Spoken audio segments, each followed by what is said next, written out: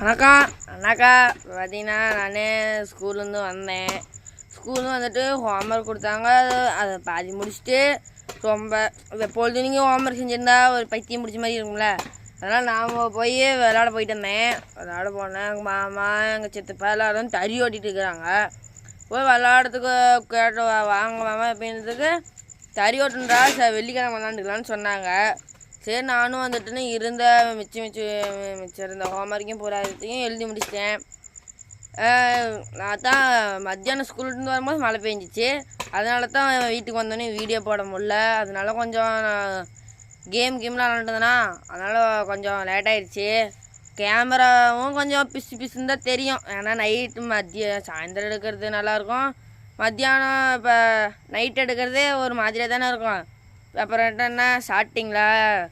நானும் இதுக்கு மேலே தான் சாப்பிட போனோம்.